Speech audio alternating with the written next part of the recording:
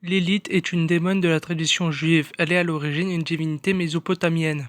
Dans les légendes juives qui se répandent au Moyen Âge, Lilith est présentée comme la première femme d'Adam avant Ève.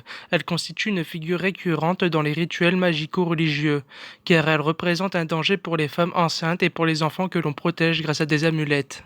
Une étymologie relie le nom de Lilith à la racine hébraïque Laïla, nuit. Cette mauvaise étymologie en fait un démon de la nuit. Selon Samuel Noah Cramé, Lilith apparaît au troisième millénaire avant Jésus-Christ sous la forme de Lilach, dans le poème sumérien Gilgamesh aux Enfers. La seconde partie de ce poème, traduite en assyrien, a été ajoutée en appendice à l'époque de Gilgamesh, au début du récit sumérien.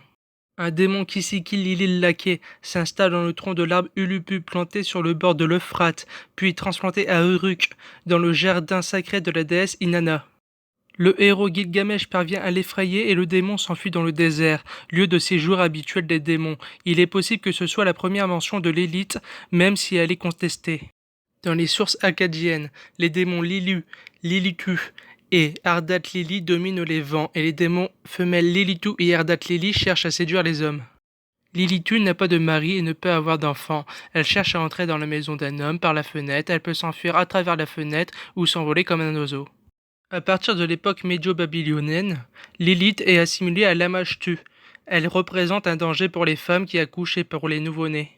Pour se protéger de Lilith, on doit recourir à l'invocation d'autres démons, notamment le roi de Lilu, Pazuzu. Dans la Bible hébraïque, la seule référence à Lilith figure dans le livre d'Isaïe.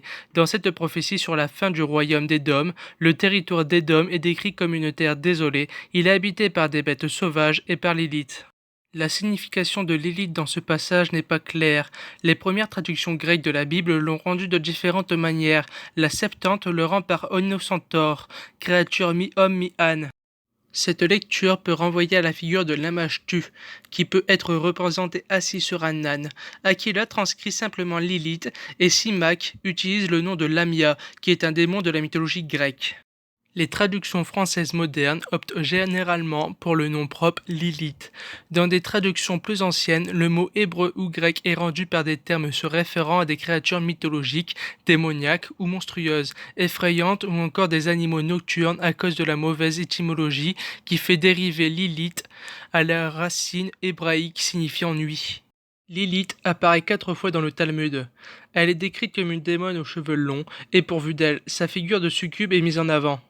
Le sage du 1er siècle Inanna ben Dossa met en garde les hommes dormant seuls dans une maison de crainte que Lilith ne s'approche d'eux.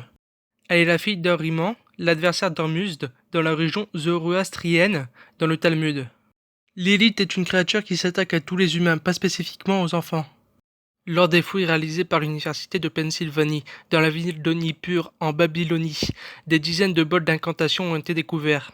Ces bols sont inscrits de textes magiques en araméen, visant à assurer la protection des maisons contre les démons. Ils sont datés du VIe siècle environ, c'est-à-dire postérieur d'une centaine d'années au Tamulte de Babylone. Certains de ces textes sont dirigés contre Lilith. La région comptait alors une importante communauté juive, mais aussi mondagne. Ils confirment la crainte déjà exprimée dans le Talmud, qu'inspire Lilith et sa nature démoniaque. Si elle s'attache à un humain, un guet, acte de G-Force, peut être nécessaire pour la faire partir. Le sage du 1er siècle avant Jésus-Christ, Yoshua ben Paraïa, est également invoqué pour repousser Lilith. Le récit qui a forgé la vision la plus répandue de Lilith se trouve dans un ouvrage appelé l'alphabet de Ben Sira. Ce texte est un texte faussement attribué au sage Ben Sira. Lilith y est présentée comme la première femme d'Adam. Comme elle ne s'entend pas avec Adam, elle s'enfuit dans la mer Rouge, dans les eaux qui engloutiront les Égyptes pendant l'Exode. Dieu envoie après elle 3 anges pour la ramener, Sanoa, Sansenoa et Samagélof. Elle refuse de revenir et les anges menacent de la tuer. Elle fait alors le serment de ne pas s'en prendre aux enfants nouveau-nés dès lors qu'elle voit les anges ou leur nom. Le statut de Lilith comme première femme d'Adam vient de l'explication du double récit de la création dans le livre de la Genèse.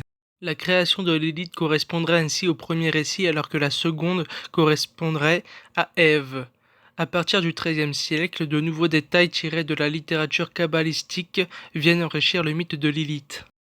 Reprenant le récit biblique de la création, Lilith aurait été façonnée avec de la terre en même temps qu'Adam, mais avec de la terre impure, ce qui explique son caractère démoniaque. Dans notre récit, sa naissance est associée à celle de Samaël. Selon le Zohar, elle émerge spontanément en même temps que Samaël. Les deux sont liés au caractère sévère de la justice divine. La manifestation de cet attribut de la rigueur présente une analogie avec le mal.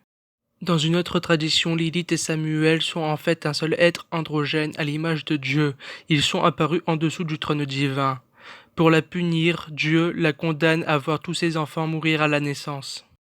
Désespérée, elle décide de se suicider. Les anges lui donnent le pouvoir de tuer les enfants des hommes jusqu'à la circoncision, au 8e jour pour les garçons et jusqu'au 20e jour pour la fille.